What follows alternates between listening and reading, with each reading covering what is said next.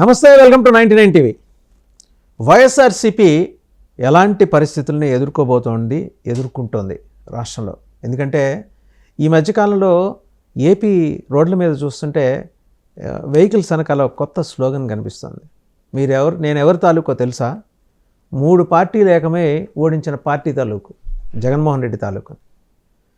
మామూలుగా మనం పిఠాపురం ఎమ్మెల్యే గారి తాలూకని ఆ మధ్య కొన్నాళ్ళు ఒక ఫ్లో నడిచింది. ఇప్పుడు జగన్మోహన్ రెడ్డి గారి తాలూకు అని నేరుగా చెప్పకుండా ఆ ఒక్కడిని ఓడించడానికి 3 పార్టీలు ఏకమయ్యాయి కదా. ఆ 3 పార్టీలు ఏకమైతే కానీ ఓడిపోయే పరిస్థితి వచ్చిన జగన్మోహన్ రెడ్డి గారి తాలూకు. సో మొత్తానికి ఏంటంటే తనకి ప్రజాబలం ఉందని నిరూపించుకోవడానికి ఇలాంటి వడపా మనకి కనిపిస్తూనే ఉన్నాయి. అయితే జగన్మోహన్ రెడ్డి గారి ఫ్యూచర్ ప్లాన్ ఏంటి? 10 నెలలు అయిపోయింది రాష్ట్రంలో కూటమి ప్రభుత్వం ఏర్పడిన తర్వాత. స్తబ్దుగా ఉందా పార్టీ? కార్యకర్తల్లో ఏమన్నా అసహనమా, అసంతృప్త? వాళ్ళ ఇష్యూస్ని అడ్రస్ చేయడానికి జగన్మోహన్ రెడ్డి గారు సిద్ధంగా ఉన్నారా, లేకపోతే పుట్టిగా కోటరీ మీద వదిలేశారా? ఇలా బోల్డ్ అనే అంశాలు మనతో చర్చించడానికి, విశ్లేషించడానికి ఉన్నారు వైఎస్ఆర్సీపీ ప్రచార కమిటీ చైర్మన్, అలాగే lid cap former chairman and AP body builder కూడా ఒకప్పుడు ఆయన కాకుమాన్ రాజశేఖర్ గారు. నమస్కారం. ఎందుకంటే ఇది కొత్త పార్శ్వం, అంటే మీ ఊర్లో వాళ్ళందరికీ మీరు తెలిసి ఉండొచ్చు, ఆ జనరేషన్ వాళ్ళకి, ఇప్పుడు వాళ్ళకి తెలియాలి కదా. సో వైఎస్ఆర్సీపీని కాపాడటానికి ఒక బాడీ బిల్డర్ ఉన్నాడు పార్టీలో, అంతేనా? ఏంటి సార్, ఏంటి నిజంగా కోటరీ అంత చికాకు పెట్టేస్తుందా పార్టీని? కార్యకర్తలు అయితే ఏదో మొత్తానికి గ్యాప్ వైడన్ అయింది అన్నట్టు కనిపిస్తుంది. నాయకుడిని కలవటానికి ఒక 4-5 అంచెలు దాటుకుంటే కానీ, 7-8 ఫిల్టర్లు దాటుకుంటే కానీ కలవలేని పరిస్థితి. ఎందుకు కలవాలంటే ఆయన ఎప్పుడైనా ఎవరినైనా పరామర్శించడానికి జైల్లోకి వచ్చినప్పుడు తప్పించి ఆయన కలిసే పరిస్థితి లేదనే మాట అంటున్నారు. నిజమేనా ఇవన్నీ? సార్, అంటే ఇప్పుడు అధికారంలో లేనప్పుడు ఒక విధంగా ఉంటుంది, ఎవరికైనా అధికారంలోకి వచ్చిన తర్వాత ఒక విధంగా ఉంటుంది పరిస్థితులు. అధికారంలో లేనప్పుడు అవైలబిలిటీ ఎక్కువ ఉంటుంది సహజంగా, ఎవరికైనా ఏ పార్టీలైనా జరిగేది. అధికారంలోకి వచ్చిన తర్వాత బాధ్యతలు వేరే ఉంటాయి. సో ఆటోమేటిక్గా అవైలబిలిటీ పబ్లిక్ కొంచెం తగ్గుతుంది న్యాచురల్గా, ఎందుకంటే వాళ్ళకు ఉన్నటువంటి బాధ్యతలు అలాగే ఉంటాయి.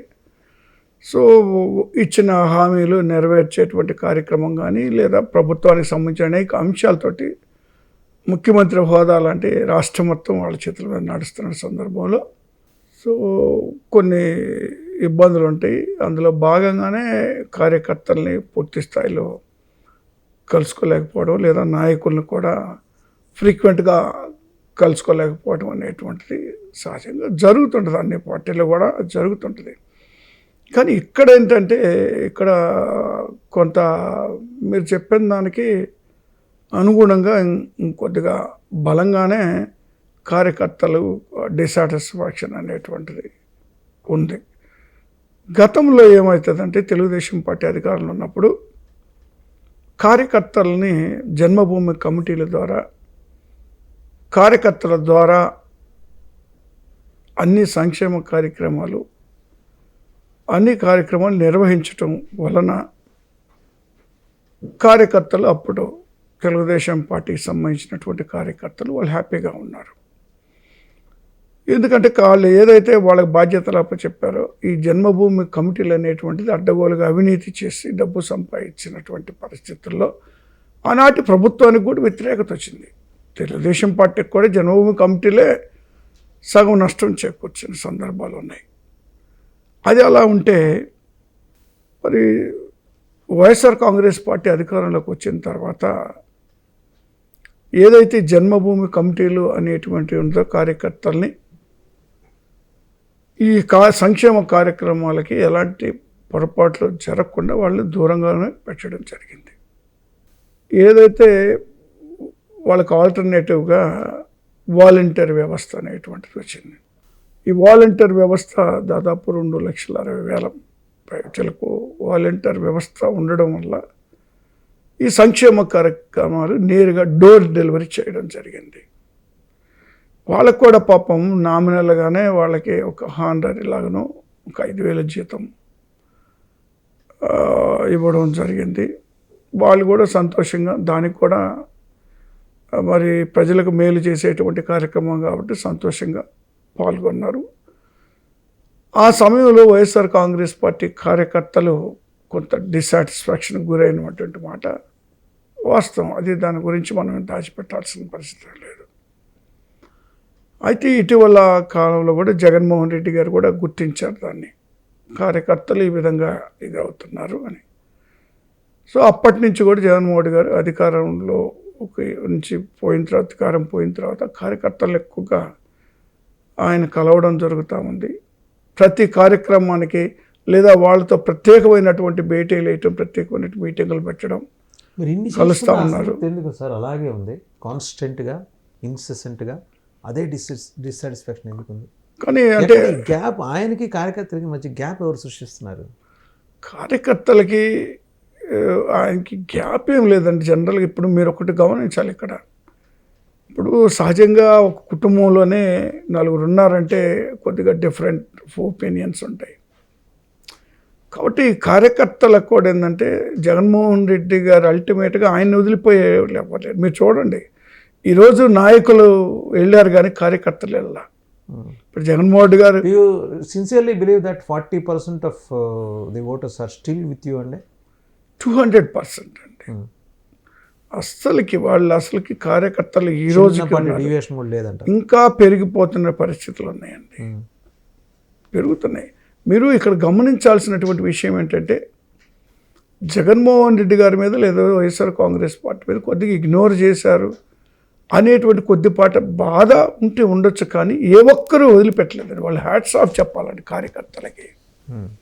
ఈరోజు 40% ఓటింగ్ వచ్చిందంటే you can just imagine sir. ఎవరున్నారు వెనకాల? పేదలు ఉన్నారు, ఎస్సీ మైనార్టీలు అధిక శాతం మద్దతు ఇచ్చారు, కార్యకర్తలు కూడా నిలబడి పనిచేశారు. వైఎస్ఆర్ కాంగ్రెస్ పార్టీకి కార్యకర్తలే బలం అండి నాయకుల కన్నా. మీరు ఎప్పుడైనా అంటే పార్టీ సీనియర్ నాయకులు, పార్టీ మొత్తం కంప్లీట్ నడిపే వ్యవస్థలో ఉన్న పెద్దలు, టాప్ లీడర్స్ ఎప్పుడైనా రివ్యూ చేసుకున్నారా? అంటే ఆ 40% మీదే మనం బ్యాంక్ అవటం వల్ల మిగిలిన 60% మనకు దూరం అయ్యారని అంటే అంటుంటారు కదా ఎప్పుడు, నా ఎస్సీ, నా ఎస్టీ, నా బీసీ, నా మైనారిటీ. అంటే మిగిలిన వాళ్ళు ఆయన డిజోన్ చేసుకున్నారా ఆయన?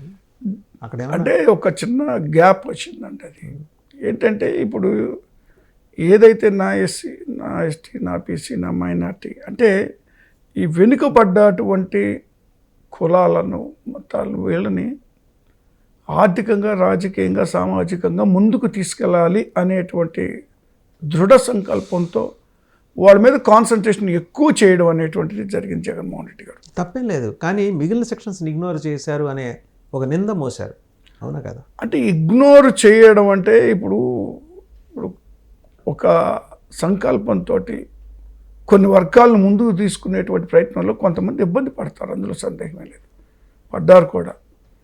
అంటే ఇప్పుడు అందరినీ సాటిస్ఫై చేయడం అనేటువంటిది కష్టం సార్. ఎక్కడైతే అవసరం ఉందో, ఎక్కడైతే ఇగ్నోర్ చేయకూడదు కదా. అదే ఆయన ఒకటి సార్, చాలామంది అనేది ఏంటంటే జస్ట్ మీ నోటీస్లో కూడా ఉండే ఉంటుంది, చెప్పే ఉంటారు, ఆయన ఎస్సీ, ఎస్టీ, బీసీ, మైనారిటీకి మాత్రమే ముఖ్యమంత్రి కాదు, ఆంధ్రప్రదేశ్ ప్రజలందరికీ ముఖ్యమంత్రి. ఖచ్చితంగా, అవునా కదా? ఖచ్చితంగా. మరి ఆయనకు ఓటేసిన ఇప్పుడు సోకాల్డ్ ఇతర కులాలు, నేను అగ్రవర్ణం అనే మాట వాడిని, ఎందుకంటే దాంట్లో నాకు నమ్మకం లేదు. ఎవడు ఇక్కడ అగ్రవర్ణం అని ట్యాగ్ వేసుకుని పుట్టడు, అసలు లేదు కూడా నా ఉద్దేశంలో. ఇతర కులాల వాళ్ళు కూడా ఆయనకు ఓటేసి గెలిపించారు, వాళ్ళ పేద మధ్యతరగతి వాళ్ళు ఉన్నారు. అవును. మరి వాళ్ళు ఏదో they have distanced themselves from voting అనేది ఒక అభిప్రాయం బయట వ్యక్తమైంది. ఎంతో కాన్ఫిడెంట్గా నిజానికి వాళ్ళకు కూడా చేసింది మీరు చెప్పుకోలేకపోయారన్న మాట ఉంది. ఇప్పుడు సార్ మీరు ఒక చిన్న పాయింట్ కూడా నోట్ చేసుకోవడం ఏంటంటే, ఇప్పుడు ఈ వర్గాలను ఆయన ఏదైతే జగన్మోహన్ రెడ్డి గారు పాదయాత్ర చేశాడో 3648 కిలోమీటర్ల పాదయాత్రలో ఇవన్నీ వచ్చినాయి సార్. అనేక సమస్యలు, అనేక మంది, అనేక వర్గాలు, వాళ్ళ ఇబ్బందులు ఆయన దృష్టికి రావడం జరిగింది సార్. ఆ రోజే ఆయన నోట్ చేసుకున్నారు సార్, ఆ రోజే నోట్ చేసుకున్నారు. ప్రధానంగా ఇబ్బంది పడుతున్నటువంటిది లేదా రాజకీయంగా అయినా, ఆర్థికంగా అయినా, సామాజికంగా అయినా ఈ వర్గాలు వెనుకబడి ఉన్నాయి అనేటువంటిది ఆయన దృఢంగా నమ్మారు, గమనించారు సార్ ఉన్న పరిస్థితుల్ని. సో అందువల్ల ఆయన అధికారంలోకి వచ్చాక ఖచ్చితంగా ఈ వర్గాలను ముందుకు తీసుకురావాలి అనే ఒక మంచి ఆలోచన అయితే చేశారు సార్. అందరికీ ప్రతి కులానికి ఒక కార్పొరేషన్ పెట్టడం అయితే, ఆ విధంగా రాజకీయ పదవులు ఇవ్వడం అయితే, ప్రతి కులానికి పదవులు ఇవ్వడం వల్ల కొంతమంది ఇబ్బంది పడ్డారు. అగ్రవర్ణాల్లో ఉన్న పేదలను కూడా ముందుకు తీసుకొచ్చారు సార్. మీరు గమనించాలి. అనేది లేదు సార్, దయచేసి ఆ మాట మనం వాడద్దు. ఇతర కులాలంతే. సరే, ఇప్పుడు సమాజంలో ఈనాటిది కాదు ఆ మాట.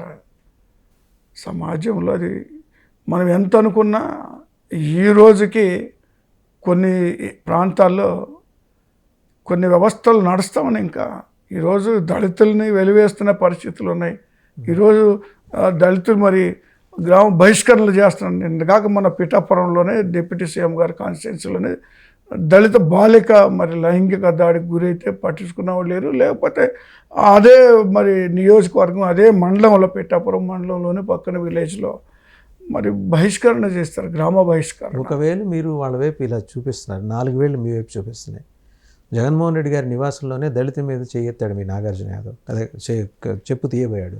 సీసీటీవీ ఫుటేజ్లో రికార్డ్ అయింది సార్. ఇప్పుడు ఎవరికి పాపం సజ్జల రామకృష్ణారెడ్డి గారు ఇన్వాల్వ్ ఏదో సర్ది చెప్పి ఆ పిల్లల్ని, అది తెలుసు సార్, నాకు తెలుసు, అది నాకు తెలుసు. కానీ అది అంత పెద్ద ఇష్యూ కాదు. చాలా అది అన్ఎక్స్పెక్టెడ్గా అప్పటికప్పుడు వాళ్ళకి ఏదో జగన్మోహన్ రెడ్డి గారు తెలిస్తే ఆయన బాధపడరా? ఇలాంటివి తెలిస్తే ఆయన యాక్సెప్ట్ చేయడు సార్, అందులో డౌటే లేదు. అదేంటంటే అది అనుకోని విధంగా ఒక చిన్న సంఘటన, దాన్ని అది పెద్దగా ఇష్యూ చేయాల్సినటువంటి పరిస్థితి కూడా ఏం లేదు. ఎందుకంటే ఇద్దరు కూడా పార్టీకి సంబంధించినటువంటి నాయకులే. సో మాటలు ఏదో ఒక చిన్న మాటలు జరిగింది, అంతమించి ఆడ పెద్ద జరగలేదు. నాకు కూడా తెలుసు. అది వెంటనే సజ్జల రామకృష్ణారెడ్డి గారు మాట్లాడటం, ఇలాంటి గొడవలు పెట్టుకోవచ్చు, సహజంగా ఉంటాయి కదా సార్. ఒక కుటుంబంలోనే ఎదురు అన్నదమ్ములతో అనుకుంటారు, మళ్ళీ తల్లిదండ్రులు కూర్చోబెట్టి మాట్లాడుతారు. అలాగే ఒక చిన్న సంఘటన, దాన్ని పెద్దగా పొలిటికల్గా ఆలోచించాల్సిన అవసరం లేదు. అయితే నేనేమంటానంటే ఈ వర్గాలను ముందుకు తీసుకురావాలనేటువంటిది గట్టిగా ఆయనకు ఒక సంకల్పం ఉంది సార్. అందువల్ల కొద్దిమంది దూరం అయ్యారు. బట్ ఇప్పుడు మళ్ళీ అందరూ కూడా మరి కొన్ని ఉంటాయి, కొన్ని ఇబ్బందులు ఉన్నా కూడా మళ్ళీ ఇప్పుడు అన్ని విషయాలు కూడా సర్దుకుని అందరూ కలుస్తున్నారు జగన్మోహన్ గారిని. ఆయన ఇప్పుడు సమయం కూడా ఎక్కువ కేటాయిస్తున్నారు, కార్యకర్తల్ని కలుస్తూ ఉన్నారు, వచ్చి అందరూ ఆఫీస్కి వస్తున్నారు, కలుస్తున్నారు. ఆయన మీటింగ్స్ పెడుతున్నారు, జిల్లాల వారీగా మీటింగ్స్ పెడుతున్నారు. ఇప్పుడు ఏంటంటే పార్టీకి సంబంధించినటువంటి గ్రామ స్థాయి నుంచి పార్టీని ఏ విధంగా బలోపేతం చేయాలనేటువంటి ఒక యాక్షన్ ప్లాన్లో పార్టీ ఉంది. మేము ఆ పని మీద ఉన్నాము. నేను అక్కడికి రాబోతున్నా. మీకు 10 నెలలు స్తబ్దత తర్వాత ఒక చిన్న కంపారిజన్ సార్ ఇక్కడ. అంటే ఇప్పుడు ముఖ్యమంత్రి చంద్రబాబు నాయుడు గారు ఉన్నారు, 75 ఏళ్ల వయసు. ఈ రోజుకి ఆయన్ని పార్టీ ఆఫీస్లో కలుసుకోవాలంటే ఏమి బ్యారికేడ్స్ ఉండవు, నేరుగా వెళ్ళి కలవచ్చు, మాట్లాడచ్చు. ఆయన పార్టీ ఆఫీస్కి వచ్చిన రోజున ఆయన వెసులుబాటు కార్యకర్తలకు కల్పించారు. మీరు అటువంటి వెసులుబాటు మీరు ఎప్పుడు కల్పిస్తారు? అంటే ఈ బ్యారికేడ్స్ని తొలగించే కార్యక్రమం. చంద్రబాబు నాయుడు గారితో రాజకీయంగా మీరు విభేదించవచ్చు కాక, బట్ ఒక ప్రజానాయకుడిగా గ్రాస్ రూట్ లెవెల్ నుంచి ఆయన, రాజశేఖర రెడ్డి గారు సమకాలీనులు, వాళ్ళిద్దరూ ప్రజానాయకులు. ఇద్దరు కార్యకర్తల దగ్గరికి వెళ్ళేప్పుడు ఎలాంటి వేషాలు ఉండవు వాళ్ళకి, భుజం మీద చేసి పేరు పెట్టి పలకరించాలి, ఇద్దరికి ఉంది అలవాటు. అది ఇంత చేసి ఇన్ని మంచి పనులు చేసి, మీ దృష్టిలో మీరు బటన్లోకి ఇన్ని మంచి పనులు చేసి మరి 151 నుంచి 5 ఎగిరిపోయి 11కి ఎందుకు మిగిలిపోయారు? సార్ ఇప్పుడు కార్యకర్తల్ని ఇప్పుడు కలుస్తున్నారు, కలవకుండా లేరు.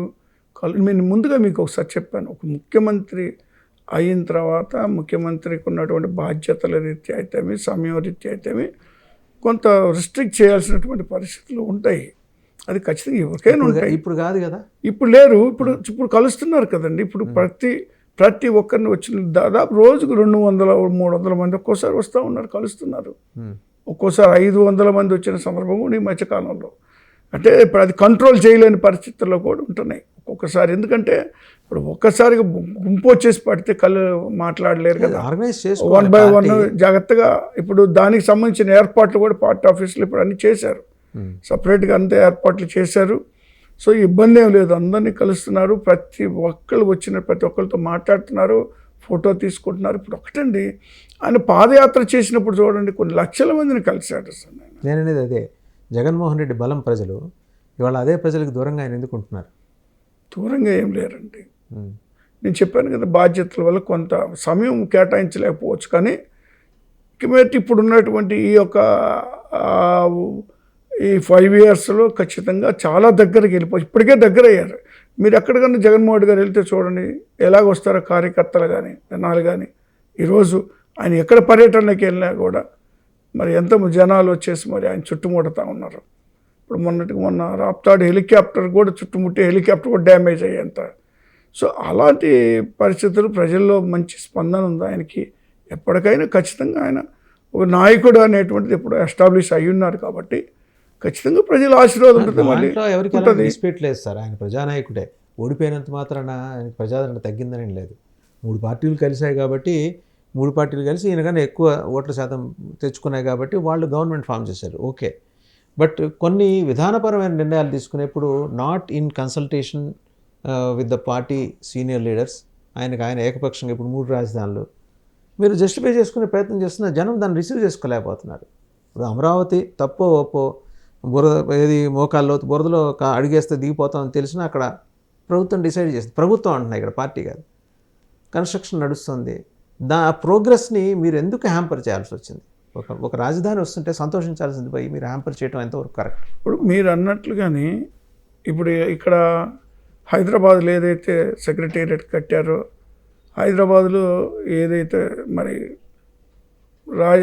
సెక్రటేరియట్ కానీ ఇక్కడికి సంబంధించినటువంటి ఏర్పాట్లు అలా జరిగితే బాగానే ఉంటుంది. కానీ ఏం జరిగిందండి, అక్కడ టెంపరీ కట్టినారు. టెంపరీ బిల్డింగ్స్, పర్మనెంట్ బిల్డింగ్స్ కట్టి రాజధాని అంటే మేమేమన్నా డిస్ట్రక్ట్ చేస్తే ఉన్న ప్రజావేదిక అనుకోవచ్చు. ప్రజావేదిక కూల్చేశారు కదా. ప్రజావేదిక అనేది నలుగురికి షెల్టర్ ఇచ్చింది కదా సార్. ప్రజావేదిక అనేది అక్రమ కట్టడం. ఇప్పుడు ప్రజావేదిక జరిగిన అవినీతి చెప్తే ఆశ్చర్యపోతారు. ఇప్పుడు వాళ్ళు దాంట్లో కూడా అడ్డగోలు అవినీతి జరిగింది. అందులో కూడా అది కూడా కాకుండా ప్రజావేదిక అనేటువంటిది అక్కడ అసలు కరకట్ట ప్రాంతాల్లో కట్టకూడదు అనేటువంటిది గ్రీన్ ట్రిబ్యునల్లో దాన్ని వ్యతిరేకించిన పరిస్థితులు ఉన్నాయి. సో అక్కడ కట్టేటువంటి పరిస్థితి లేదు. అయినప్పటికి కూడా మరి వీళ్ళు కట్టడం అంటే ఆయన ఏమన్నారంటే ప్రభుత్వమే తప్పు చేస్తే ఇక ప్రైవేట్ వ్యక్తులు ఎవరైనా కడతారు కదా, అది తొలగించాల్సినటువంటి అవసరం ఉందని తొలగించారు తప్పితే ఇక అంతకుమించి ఏం లేదు. అక్కడి నుంచి ప్రారంభించి అక్రమ కట్టడాలు అనేటువంటిది తీసేయాలి, కరకట్ట ప్రాంతాలు ఉండకూడదు అనేది. తర్వాత మిగిలిన స్టైల్ తెచ్చుకున్నారు వాళ్ళు, దానివల్ల ఆగిపోయింది తప్పితే మొత్తం కూడా తీసేసే పరిస్థితులను తీయవలసింది. తర్వాత రాజధాని మీరు అన్నట్టుగా మీరు చెప్పారు, మీరు ఆడ ఉన్న పరిస్థితులు కట్టడాలు అక్కడ మొత్తం నీళ్లు ఉండడం కానివ్వండి, లేదా డబ్బులు కొరత కానివ్వండి. ఇప్పుడు అక్కడ ఆడ 1,00,000 కోట్లు వెచ్చిస్తే కానీ ఒక షేపు రాని పరిస్థితులు ఉన్నాయి అక్కడ రాజధాని. ప్రభుత్వం ఏంటండి, వాళ్ళు వెళ్ళేటప్పుడు అప్పులతో ఉంది, మేము వెళ్ళేటప్పుడు కూడా అప్పులతో. రాష్ట్రం విడిపోయినప్పుడే 96,000 కోట్ల రూపాయల అప్పులతోనే విడిపోయింది రాష్ట్రం. అలాంటి సందర్భంలో డబ్బులు ఎక్కడ తీసుకొచ్చి అంటే సంక్షేమ కార్యక్రమాలు ప్రజలకి మేలు చేయాల్సిన పరిస్థితులు 2 సంవత్సరాలు కోవిడ్కి సరిపోయింది. మిగిలిన 3 సంవత్సరాలు ఇప్పుడు ఆదాయము తగ్గిపోయింది, అదనంగా ఖర్చు చేయాల్సిన పరిస్థితులు ఏర్పడింది కదా రాష్ట్ర ప్రభుత్వానికి. ఆ పరిస్థితిలో తీసుకెళ్ళి మళ్ళీ ఆ రాజధాని ప్రాంతంలో ఉన్న డబ్బులన్నీ బురదలో పోయాలనేటువంటి ఆలోచన చేయాల. 3 ప్రాంతాలు కూడా అభివృద్ధి చెందుతాయి కదా, మనం ఆల్రెడీ ఎస్టాబ్లిష్ అయిపోయినాయి కదా మీకు 3 ప్రాంతాలు, అలా చేస్తే బాగుంటుందనే ఆలోచన చేశారండి. వీళ్ళేంటంటే ఈరోజు రాష్ట్రంలో ఉన్నటువంటి డబ్బు అంతా తీసుకొచ్చి ఒక చోట పెడుతున్నారు. గతంలో ఏం జరిగింది, ఏదైతే హైదరాబాద్లో అందరూ డబ్బులు తీసుకొచ్చి ఖర్చు పెట్టి అంతా ఇక్కడ డెవలప్ చేశారు, ఇప్పుడు ఆంధ్ర ఆ ప్రాంతం దెబ్బతింది కదా, లేదు కదండి. కోస్తాంధ్ర కానీ లేదా రాయలసీమ కానీ ఉత్తరాంధ్ర కానీ ఏమి లేవు, అంతా హైదరాబాద్. మన ఊరే అనుకున్నారు హైదరాబాద్ని. సో రాబోయే రోజుల్లో ఎలా ఉంటుందో చెప్పలేము. రాబోయే రోజుల్లో మళ్ళీ రాయలసీమ ప్రత్యేక రాష్ట్రం వాళ్ళనే మాట్లాడచ్చు, లేదా ఉత్తరాంధ్ర మాట్లాడచ్చు. ఇలాంటి సమస్యలు ఏదైనా రావచ్చు. కాబట్టి ఏది వచ్చినా రాకపోయినా అన్ని ప్రాంతాలు డెవలప్ చేయాలనేటువంటిది మా యొక్క ఆలోచన. ఉన్న డబ్బంతా తీసుకొచ్చి అక్కడ పెట్టాలనేటువంటి ఆలోచన మేము చేయాలి. అంతకుమించి ఇప్పుడు వాళ్ళు ఏదో పెద్ద పెద్ద బిల్డింగ్లు కట్టి లేదా పర్మనెంట్ స్ట్రక్చర్స్ పెట్టి ఆడ పెడితే మేమేదో వచ్చేసి దాన్ని ఏదో పొరపాటు చేసి అన్యాయం చేసాము, లేదా అవన్నీ ఏదో పడగొట్టామో లేకపోతే ఇంకోటి ఏదో చేసామనేది మాట్లాడుతున్నారు, వాళ్ళు పట్టించుకోలేదని లేదా డబ్బు ఖర్చు. అవన్నీ మేమేం చేయలేదు కదా, ఉన్నాయి అవి. దాన్ని కూడా శాసన రాజధానిగా వాడుకుంటామని చెప్పేసి కూడా మాట్లాడారు జగన్మోహన్. దాన్ని స్టాండ్ ఇప్పటికీ అదేనా సార్? 3 రాజధానుల స్టాండేనా? 3 రాజధానులు అంటే సార్ ఆ రోజు ఉన్న పరిస్థితి అది. ఏది ఎలాంటి కట్టడాలు పర్మనెంట్ స్ట్రక్చర్లు లేకపోవటం ఒకటి, ఆర్థిక పరిస్థితులు అయితే ఈవెన్ అప్పుడు కమిషన్ వేసినా కూడా వాళ్ళు దాన్ని వ్యతిరేకించారు, కానీ అక్కడ వద్దనే చెప్పడం జరిగింది. సరే కమిషన్ రిపోర్ట్లన్నీ దెబ్బలో కొట్టేసి చంద్రబాబు నాయుడు గారు ఇంకా ఆయన ఇన్సైడర్ ట్రేడింగ్ చేయని ఇంకోటి చేయని మొత్తానికి అక్కడే కట్టాలని ఆయన నిర్ణయం తీసుకున్నాడు. ఇప్పుడు దాన్ని మేము ఏ విధంగా కట్టగలుగుతున్నాం? ఆర్థిక పరిస్థితులు ఏంటి? ఇప్పుడు ఈరోజు ఎక్కడుందండి డబ్బు? ఈరోజు వాళ్ళు కడతా ఉంటున్నారు కదా, 16,000 కోట్ల రూపాయలు అప్పులు తెచ్చారు బ్యాంకు నుండి, వాటితోటి పనులు ప్రారంభించాలని. దానికి కనీసం 1,00,000 కోట్లు పైబడి ఉంటే తప్పితే కాదు, ఒక షేప్ రాదు. ఎందుకంటే చంద్రబాబు నాయుడు గారే, మీకు గుర్తుందో లేదో, రాష్ట్రం విడిపోయే సందర్భంలో 5 లక్షల కోట్లు ఇచ్చేస్తే మేము దాన్ని డెవలప్ చేసుకుంటాం, విడగొట్టినా మాకు అభ్యంతరం లేదని ఆ రోజు కేంద్రానికి లేఖ రాశాడు ఆయన. తర్వాత మళ్ళీ ఆయన అధికారంలోకి వచ్చిన తర్వాత 1,10,000 కోట్ల రూపాయలు మరి ఇన్ఫ్రాస్ట్రక్చర్కి ఖర్చు అవుతుంది అని కేంద్రానికి పంపమని, ఇవ్వమని, గ్రాంట్ ఇవ్వమని రాశారు. వాళ్ళు ఎంత ఇచ్చారండి? 2,000 కోట్లు లాస్ట్ వాళ్ళు ఉన్నప్పుడు 14-19 టైంలో. ఇప్పుడు 16,000 కోట్లు కూడా అప్పులే. ఇవి గ్రాంట్ కాదు, అప్పులే. ఈ అప్పులే, గ్రాంట్ కాదు. అప్పులకి గవర్నమెంట్ ఆఫ్ ఇండియా హామీ ఉంటుంది అంతే. అదేనండి, గవర్నమెంట్ ఆఫ్ ఇండియా ఏంటంటే వాళ్ళు ఒక రికమెండ్ చేశారు అంతవరకే. వాళ్ళు ఏం పెద్ద ఉండి లేదా మేము కడతామని ఏం చెప్పడం లేదు కదా. రాష్ట్ర హామీ గ్యారంటర్గా ఉన్నారు అంతే ఉన్నారు. రాష్ట్ర ప్రభుత్వమే కట్టవలసింది, అది రేపైనా కట్టవలసిందే. సో ప్రధానమంత్రి గారు నిన్న వచ్చారు కదా, అక్కడ వచ్చామని ఒక్క పైసా అనౌన్స్ చేశాడా? చేయలేదు కదా, అనౌన్స్మెంట్ చేయలేదు ఆయన. సో అమరావతి ఒక నగరం కాదు, ఒక శక్తి అన్నాడండి. ఏం కావాలి? ఏమండి 14-19 ఇదే మాట్లాడి వెళ్ళారు కదండి, వచ్చి ప్రారంభోత్సవాలన్నీ అవన్నీ చేశారు కదా శంకుస్థాపనలు. అప్పుడు ఆయన రావడమో కోట్లు ఖర్చు, అప్పుడు మళ్ళీ ఇప్పుడు కోట్లు ఖర్చు తప్పితే ఏముంటుంది అక్కడ? ఆయన ఇవ్వదలుచుకుంటే ఇవ్వచ్చు, ఆయన కావాల్సినటువంటి రాష్ట్రాలకి ఇచ్చుకున్నాడు కదా.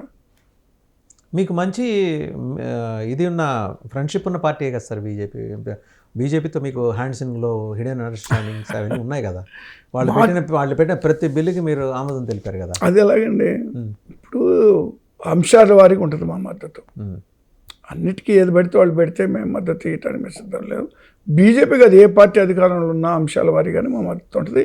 కేంద్రంతో సఖ్యతగా ఉండాలనేటువంటిది కూడా మా ఆలోచన. కేంద్రంతో ఘర్షణ వాతావరణం చంద్రబాబు నాయుడు గారు అప్పుడు పెట్టుకుని ఏం సాధించారు? కాబట్టి మీరు ఘర్షణ పెట్టుకోలేదు, పోనీ మీరేం సాధించారు? అదేనండి, ఇప్పుడు ఆ రోజు అంతో ప్రత్యేక హోదా సాధించారా? 25 మంది ఎంపీలు మీ దగ్గర ఉండి ప్రత్యేక హోదా సాధించారు. ఇప్పుడు మీరు ఒక్కటి గమనించండి, ఇప్పుడు మా దగ్గర 25 మంది ఉన్నా లేకపోతే ఎంతమంది ఉన్నా మా ఎంపీలతో వాళ్ళు అధికారంలో లేరు. ఆ రోజు వీళ్ళు అధికారాలను పంచుకున్నారు. ఈరోజు అసలు వీళ్ళే అధికారం, అక్కడ వీళ్ళు ఉండబట్టే అధికారంలో ఉన్నారు వాళ్ళు, బీజేపీ. మరి ఎందుకు తీసుకురాలేకపోతున్నారు? స్పెషల్ స్టేటస్ తీసుకురావచ్చు కదా, ఎందుకు తీసుకురాలేకపోతున్నారు? ఇవన్నీ ఎందుకంటే వీళ్ళ గ్రాంట్లు, డబ్బులు ఇవ్వడాలు, ఈ అప్పులు ఇవ్వడాలు, బ్యాంకులు చుట్టూ తిరగడాలు, ఈ అడుగు తినే పనులన్నీ ఎందుకు? ప్రత్యేక హోదా తీసుకొస్తే సరిపోతుంది. ఒకటే తారక మంత్రం కదా అది అన్నిటికీ. మీరు తీసుకొస్తారా ఒకవేళ రేపు నెక్స్ట్ ఎలక్షన్, హైపోథెటికల్ క్వశ్చన్, 2029లో ఎలక్షన్స్ అయితే మీరు 25కి మళ్ళీ మొన్నటి మాదిరి ఒక 21-20 తెచ్చుకుంటారు. మీరు ఈసారి మెడల్ కాకుండా ఇంకేం మంచి తీసుకొస్తారు? మేము ఒకటే సార్, ఆ రోజైనా మొన్నైనా రేపైనా మా మద్దతుతోటి కేంద్రంలో అధికారంలో ఉంటే పార్టీ అయినా అప్పుడు సాధిస్తాం ఖచ్చితంగా. మేము ఉంటుంది అదేనండి, మా మద్దతు లేనప్పుడు మమ్మల్ని అంతగా పరిగణలోకి తీసుకోవాల్సిన అవసరం కేంద్రానికి ఉండదు. ఇప్పుడు బిల్లులు పాస్ చేయడం అనేటువంటిది ఇప్పుడు ఇటీవల కాలంలో మేము ఈ మైనార్టీస్కి సంబంధించినట్టు ముస్లిం సంబంధించిన బిల్లు ఏం చేస్తాం, మేము వ్యతిరేకించాము. సుప్రీంకోర్టులో కూడా వేసాము. పోయి మాకు నచ్చకపోతే మేము రాజ్యసభలో ఎందుకని ఓటింగ్ అనుకూలంగా మారింది ప్రభుత్వానికి? రాజ్యసభలో ఓటింగ్ అనేది ప్రచారం అండి. మీరు రాజ్యసభలో మీరు నేను పరిమాణం కావాలంటే ఎత్తండి. మీకు ఆ లెటర్ కూడా మాకు లెటర్ నేను చూసా, సుబ్బారెడ్డి గారు విప్ ఇచ్చారు. మరి ఇచ్చినా కూడా ఇచ్చారు. ఇన్ కాంట్రాస్ట్ టు ఇప్పుడు దాని మీద ఒకవేళ మేమే మద్దతు ఇచ్చుంటే సుప్రీంకోర్టుకి ఎందుకు వెళ్తాం ఇప్పుడు? అది చెప్పండి పని.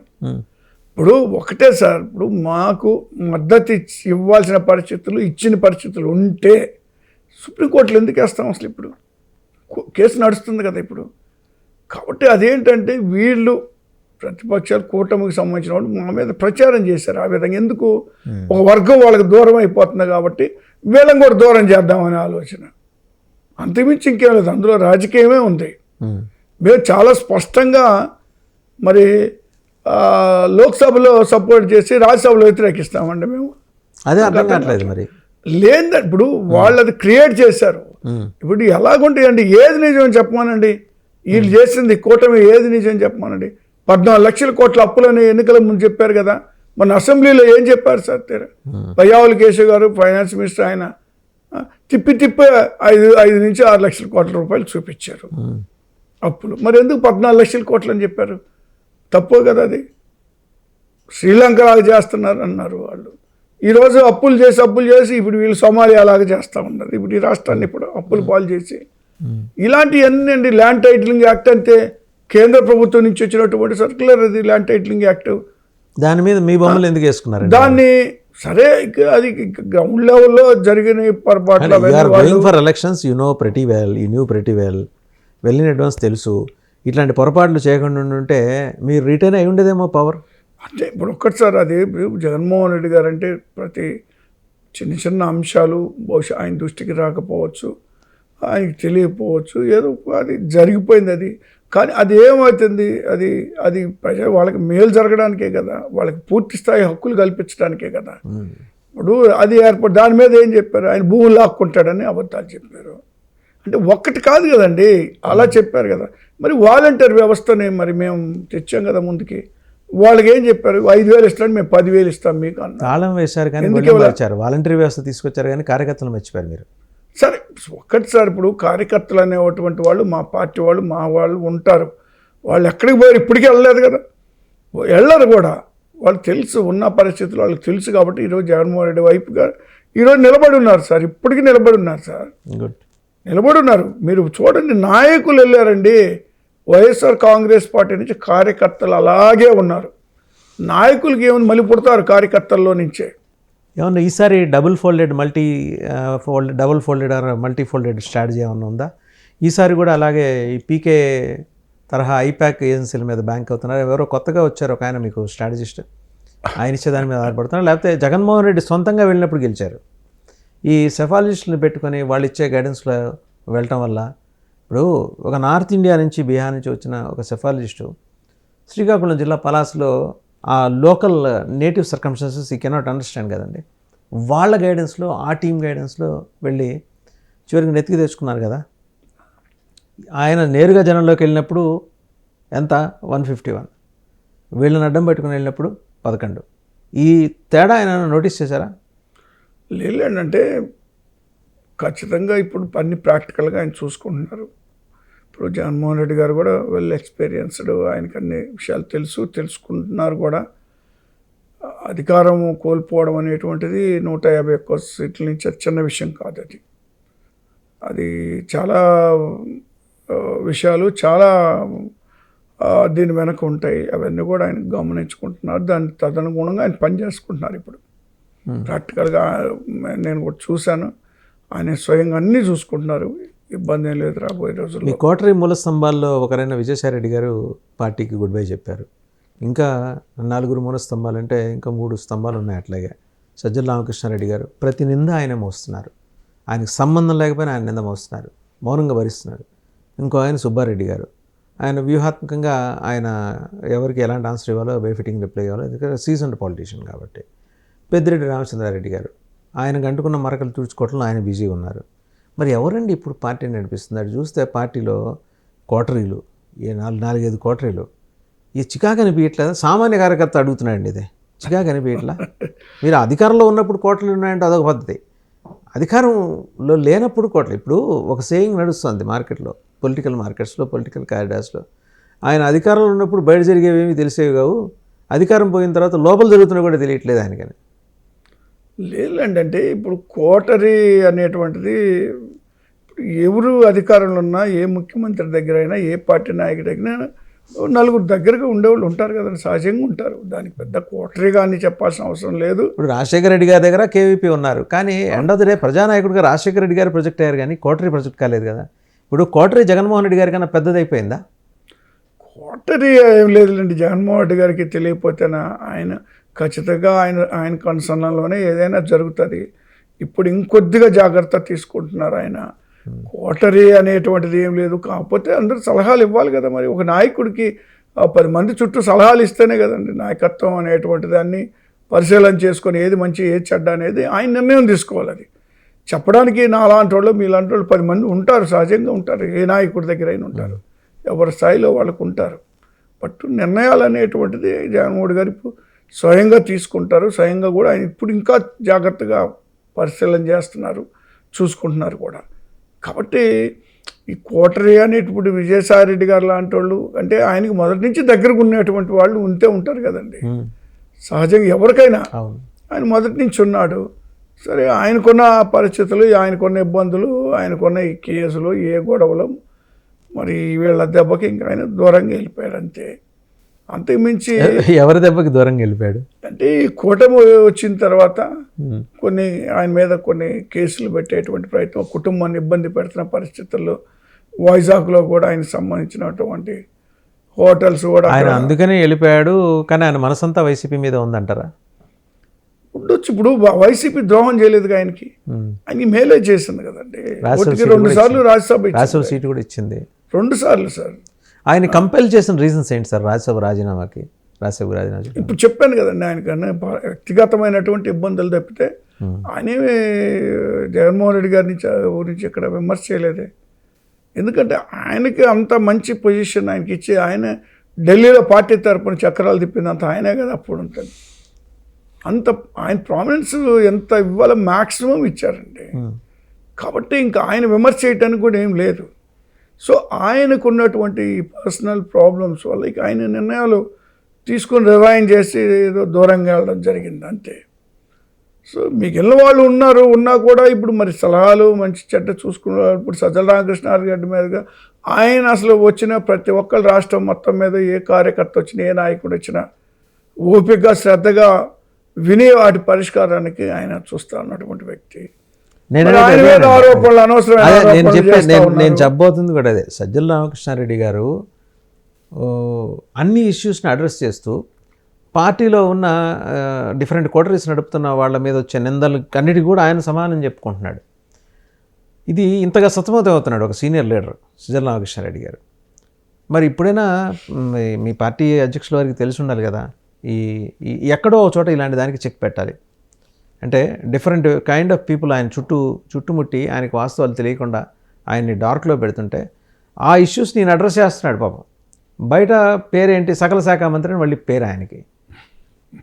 అక్షింతలు వేస్తారు, నిందలు వేస్తారు, అన్నీ భరించి ఇక్కడ దాకా వచ్చాడు ఆయన. సరే, మళ్ళీ సాయిరెడ్డి గారికి ఆయనకి పొసకదని, సుబ్బారెడ్డి గారికి ఆయనకి పొసకదని, ఈ ముగ్గురులో మిగిలిన ఒకళ్ళకి మిగిలిన ఇద్దరితో పొసకదని, ఇన్ని అంటే వాస్తవం కొన్ని సంఘటనలు కూడా అట్లా ఉన్నాయి. సరే, సాయిరెడ్డి గారు ఈ టార్చర్ భరించలేక ఆయన వెళ్ళిపోయారు అనుకోండి, ఇది వేరే విషయం. ఉన్న ఈయనైనా కాపాడుకోవాలి కదా, సజ్జల గారినైనా. లేదండి, ఇప్పుడు సజ్జల గారికి కలిగే ఇబ్బంది ఏముంది? ఏమి ఇబ్బంది లేదు. ఇప్పుడు ఏదైనా ఏదో అంటారు కదా, మరి కాయలు ఉన్న చెట్టుకి రాళ్ళు పడతాయి. అలాగే మరి ఇప్పుడు ప్రతి అంశాన్ని ఆయనే జాగ్రత్తగా క్షుణ్ణంగా చూసుకుంటా, మరి అందరితో టచ్లో ఉంటా, ఈరోజు పార్టీని నడిపించేటువంటి కార్యక్రమంలో ఓ ఇన్ఛార్జిగా ఆయన పనిచేస్తూ ఉన్నారు. సో ఆరోపణలు అనేటువంటిది మీద ఎవరి మీద రావండి, ఎవరు అధికారులు ఇప్పుడు ఆయన మీద ఆరోపణలు వస్తే ఆయన చెప్పుకోవటం, సమాధానం చెప్పుకోవడం ఒక పద్ధతి. ఎవరి మీద వచ్చిన ఆరోపణలు కూడా ఆయన సమాధానం చెప్పుకోవాల్సిన పరిస్థితి కదా, అది బాధాకరమైన విషయం కదా నిజంగా. అంటే ఇప్పుడు పార్టీని మరి ఆయన బుధస్కంధాల మీద వేసుకొని నడిపిస్తున్న పరిస్థితుల్లో జగన్మోహన్ రెడ్డి గారికి మరి వెన్నుదన్నుగా నిలబడ్డాడు. అపోజిషన్ అధికారం ఉన్నా లేకపోయినా ఆయనకి అది సంబంధం ఉండదు. సజ్జల గారికి ఈ అధికారంతో సంబంధమే లేదు. ఆయనకి ఏమి లేకపోయినా ఆయన పార్టీ కోసం అవిశ్రాంతం పోరాటం చేస్తాడు, అవిశ్రాంతంగా శ్రమిస్తాడు. ఇప్పుడు అధికారంలో లేనప్పుడు ఉన్నప్పుడు కూడా ఎంతమంది వచ్చినా కూడా ఆయన ప్రతి ఒక్కరితో మాట్లాడి ఆ సమస్యలు పరిష్కారం చేసే పంపిస్తే, ఇప్పుడు లేనప్పుడు కూడా ఇప్పుడు ఈ రోజు కూడా అంతే, ప్రతి ఒక్కళ్ళు కూడా ఆయన కలుస్తూ ఉంటారు. ప్రజల్లోకి జగన్ ఎప్పుడు ఎక్స్పెక్ట్ చేయొచ్చు? ఇప్పుడు వరకు ఏంటంటే మేము అధికారం కోల్పోయిన తర్వాత వెంటనే వచ్చేసి మరి పెద్ద పెద్ద అజిటేషన్స్ ఏదో చేయడం అనేటువంటిది కూడా సరైనది కాదనేటువంటిది కూడా మా అభిప్రాయం. కొంత సమయం ఇవ్వాల, సమయం కూడా ఇచ్చేసాం, అయిపోయింది. హనుమన్ పీరియడ్ ఓవర్ అండి. హనుమన్ పీరియడ్ అయిపోయింది, అదే అయిపోయింది. కాబట్టి ఇంకా మాకు యాక్షన్ ప్లాన్ ఉంటుంది, మొత్తం ప్లాన్ చేస్తున్నాం. ఖచ్చితంగా ప్రజల మధ్యకి వెళ్తాము, ప్రజా సమస్యల పట్ల మరి రాజీ లేని పోరాటం చేస్తాం, అందులో తగ్గేదేం లేదు. ఖచ్చితంగా ప్రజల పక్షాన్ని నిలబడతాం. అంటే మీరు కూడా ఏంటంటే ఈ మధ్య సైలెంట్గా ఉంటున్నారు అని అన్నారు, కానీ ఏంటంటే కొంత సమయం ఇవ్వాలని ఇచ్చాము, ఆ టైం అయిపోయింది. మీరు అన్నట్టుగా హనీమూన్ పీరియడ్ అయిపోయింది కాబట్టి మేము ఇక యాక్షన్ ప్లాన్ స్టార్ట్ చేస్తామండి. మీ అధ్యక్షుల వారి మీద, మాజీ ముఖ్యమంత్రి మీ అధ్యక్షుల వారి మీద ఒక అభియోగం ఉంది. జైళ్ళల్లో ఉన్న వాళ్ళనే పరామర్శించడానికి వెళ్తారు, ప్రజలకి సమస్యలు వచ్చినప్పుడు ఆయన రారు. ఇప్పుడు సింహాచలం లాంటి ఎపిసోడ్లో ఏంటంటే రాజకీయ పరంగా లబ్ధి పొందడం కోసం అక్కడికి వెళ్ళారు, తిరుపతికి వెళ్ళారు. వేరే పహల్గాం ఈ సంఘటన సమయంలో ప్రాణాలు కోల్పోయిన ఒక వ్యక్తి కుటుంబం వైజాగ్ దగ్గరలో ఉంది, సింహాచలం దాకా వచ్చి వాళ్ళని పరామర్శించకుండా వెళ్ళారు. And your leaders tours are mainly concentrated on political issues అండి. పొలిటికల్గా ఏమన్నా మైలేజ్ జనరేట్ చేసుకోవడానికైనా ఇలా మానవీయ కోణంతో కూడా వెళ్ళి జనాల్ని పరామర్శించే అవకాశం ఉంది. సార్ ఇప్పుడు ఇంత షార్ట్ టైంలో we are not going to elections. ఇప్పుడు ఆయన ఏదో పొలిటికల్గా ఏదో చేసి జిమిక్స్ చేసి రేపు ఎన్నికలకు వెళ్ళాల్సిన ఆలోచన ఏం లేదు. అలాంటప్పుడు ఆయన ప్రతి అంశానికి వెళ్తూ ఉన్నారు. ఇప్పుడు మిర్చి రైతులకు వెళ్ళారు, మరి అది దాన్ని ఏమన్నా, ఇప్పుడు మిర్చి రైతులు గిట్టుబాటు ధర రావట్లేదని వాడి పక్కన పోరాటం చేయడానికి వెళ్ళారు, వాళ్ళ పక్షాన్ని నిలబడ్డారు. దాన్ని మరి ఎలా తీసుకోవాలా? ప్రజా సమస్య కదా అది అలా ఉంచండి.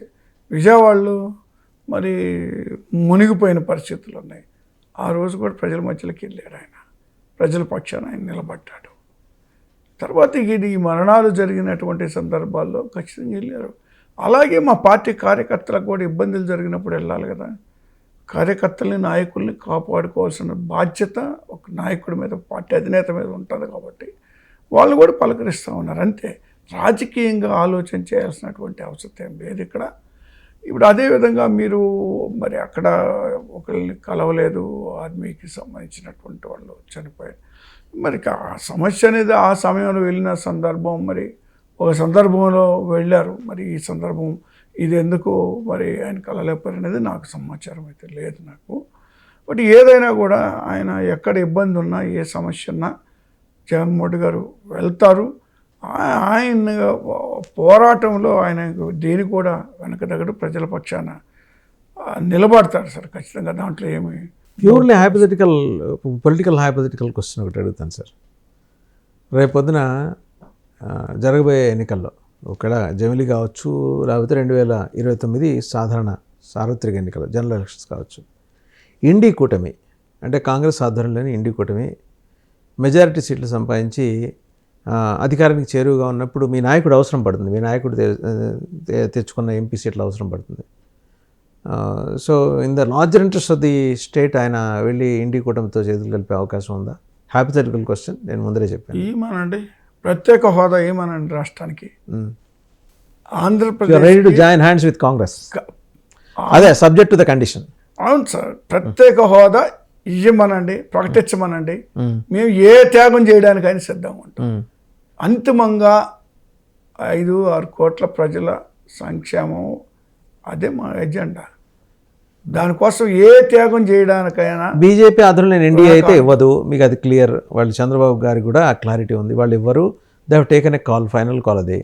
మరి కాంగ్రెస్ ఇస్తుందని మీరు ఎలా నమ్ముకున్నారు? ఇప్పుడు ఒక్కటి సార్, ఇప్పుడు బీజేపీ ఏమి మాకు ఎలియన్స్ పార్టీ కాదు, మేము ఎప్పుడు వాళ్ళతో కలవలేదు, లేదా వాళ్ళకి మాకు అసలు సంబంధమే లేదు ఎన్నికలకు సంబంధించి.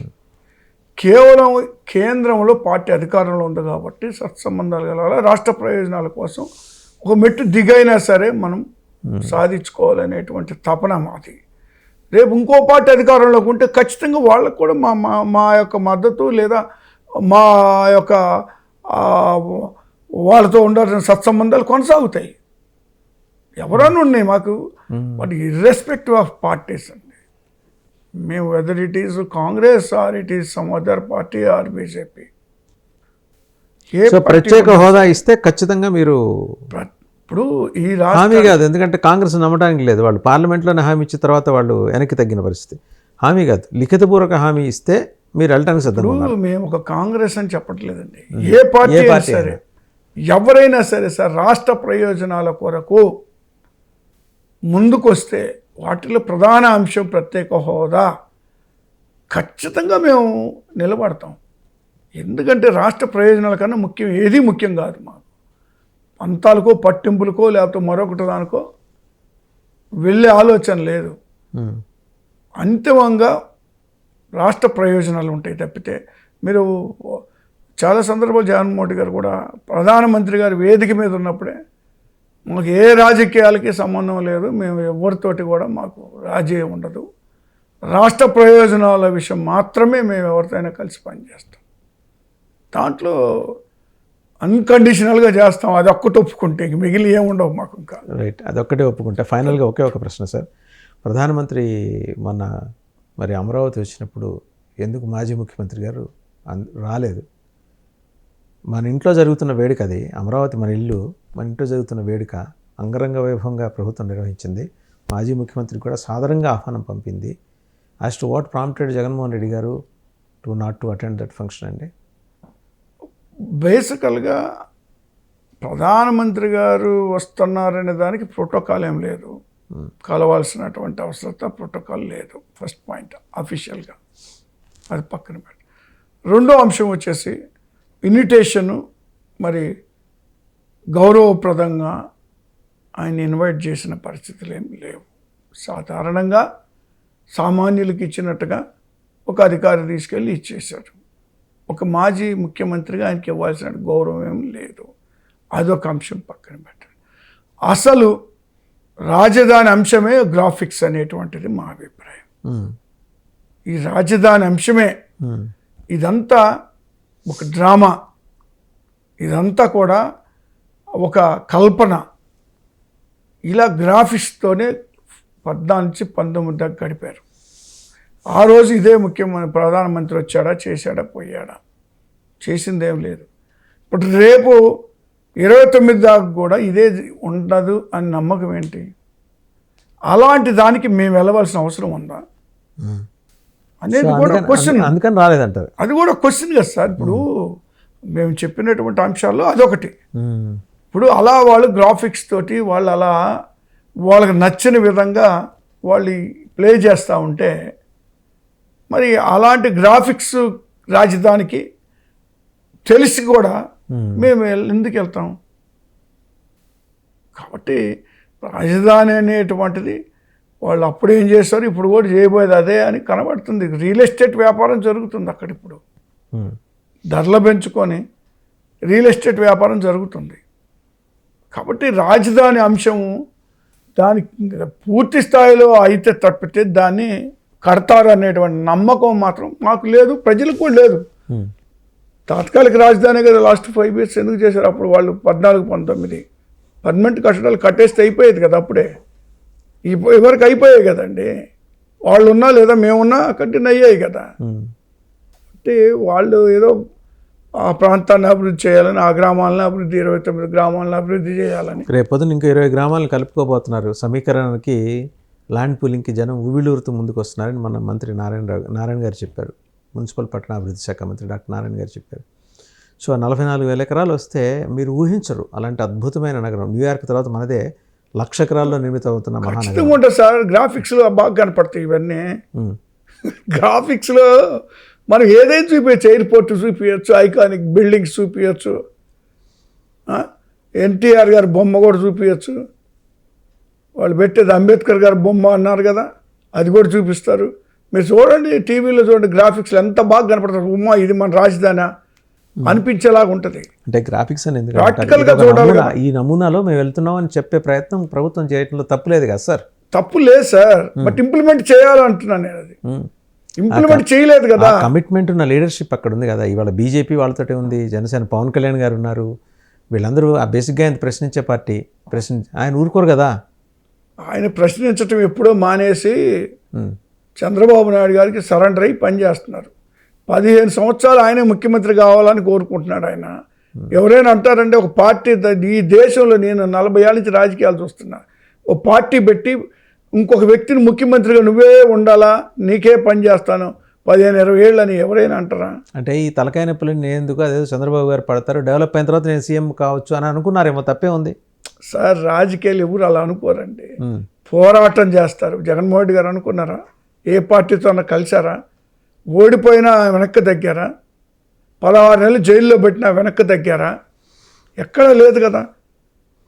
పోరాటం చేశారంతే. ఒక పార్టీ స్థాపించాడు ఆయన, సొంతంగా పార్టీ పెట్టి పోరాటం చేసి మరి అంచెలంచెలుగా ఎదిగి మళ్ళీ ముఖ్యమంత్రి అయ్యారు.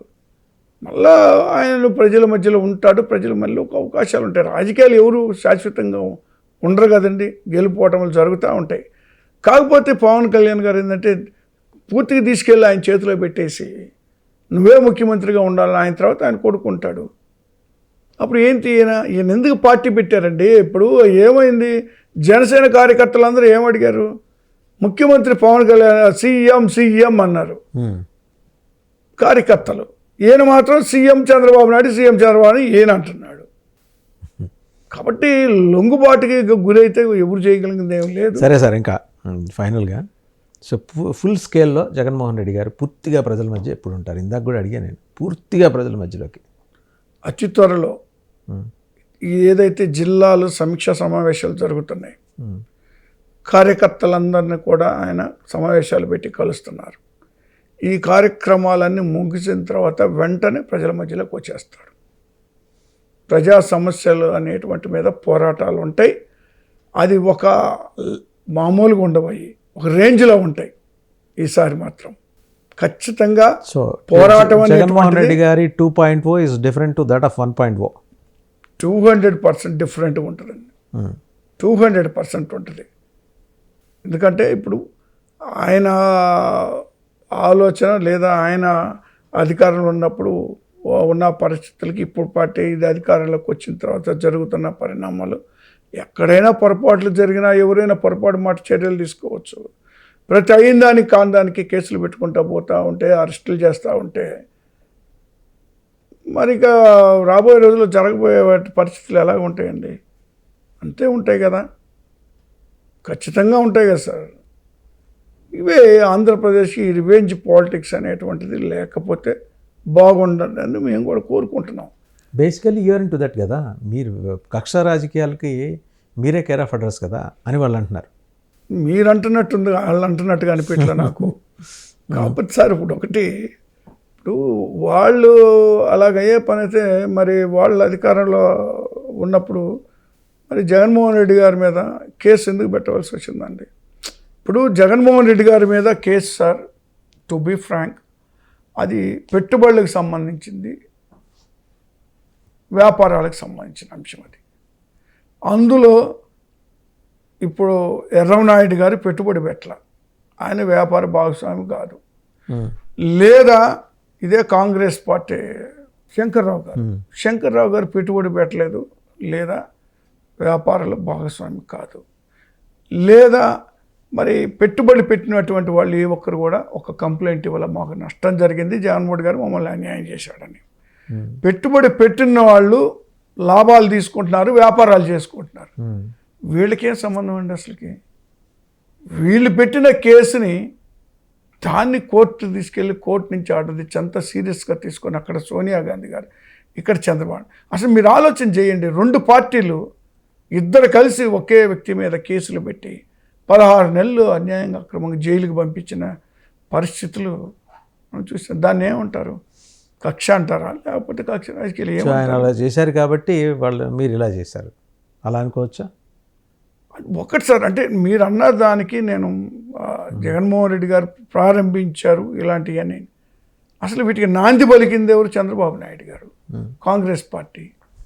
వీళ్ళు ఆగర్భ శత్రువులు అండి, బయట పార్టీలు రెండు. కానీ ఈరోజు రాష్ట్రంలో రాజకీయాలన్నీ ఏం జరుగుతున్నాయి? జగన్మోహన్ రెడ్డి గారు అధికారంలోకి వచ్చిన దగ్గర నుండి ఈ రెండు పార్టీలు కలిసి ఆడుతున్నటువంటి నాటకాలు, కలిసి చేస్తున్నటువంటి వ్యతిరేకత అనేటువంటిది వాళ్ళు కలిసి చేస్తారు. మీరు అధికారంలోకి వస్తే మీరు ఎలాగో సింగిల్గానే పోటీ చేస్తారు, సింగిల్గానే అధికారంలోకి వద్దాం అనుకుంటారు. ఈ కక్షపూరిత రాజకీయాలకి స్వస్తి చెప్తారా? కక్షపూరిత రాజకీయాలు వద్దనే మేము కోరుకుంటున్నాను. నేను ముందుగా చెప్పాను మీకు. అయితే ఒకటి, అన్యాయంగా అక్రమంగా ఏదైతే చేస్తూ ఉన్నారో ఆ వ్యక్తులను మాత్రం వదిలిపెట్టేటువంటి ప్రశ్న ఉండదు. ఖచ్చితంగా చట్ట ప్రకారం వాళ్ళ మీద చర్యలు ఉంటాయి. రైట్. థ్యాంక్ యూ రాజశేఖర్ గారు, thank you very much. So Rajasekhar గారు చాలా స్పష్టంగా చెప్పారు, ప్రత్యేక హోదా ఇస్తానంటే కాంగ్రెస్ అంటే ఏ పార్టీ అయినా సరే మేము బేషరతుగా మద్దతు ఇస్తామనేది లిఖితపూర్వక హామీ ఉంటేనే, subject to the condition. And రెండోది, జగన్మోహన్ రెడ్డి గారు అతి త్వరలోనే పూర్తిగా ప్రజాబాహుళ్యంలోకి రాబోతున్నారు. ఎస్, కార్యకర్తలో డిస్సాటిస్ఫాక్షన్ ఉంది, అసంతృప్తి ఉంది, దాన్ని ఆయనే స్వయంగా అడ్రస్ చేస్తారు. ఎవరికి ఈ మధ్యలో క్రియేట్ అయిన గ్యాప్ని, ఆ పొరల్ని ఆయనే చించుకుంటూ ముందుకు రాబోతున్నారు. కార్యకర్తలు పూర్తి భరోసాతో ఉండొచ్చు, వారికి అండగా ఉండటానికి, అలాగే వారితో నేరుగా సంభాషించడానికి ఆయన రెడీగా వస్తున్నారు. కాబట్టి వైసీపీకి మంచి రోజులు రాబోతున్నాయనే విషయాన్ని చెప్తూనే, కక్షపూరిత రాజకీయాలు తమ పుస్తకంలో లేవు, తమ నోట్బుక్లో లేవు, మేము అటువంటి వాటికి తాము పాల్పడాల్సిన అవసరం లేదని కూడా వైసీపీ నాయకులు స్పష్టం చేస్తున్నారు. Thank you very much sir. Thank you sir.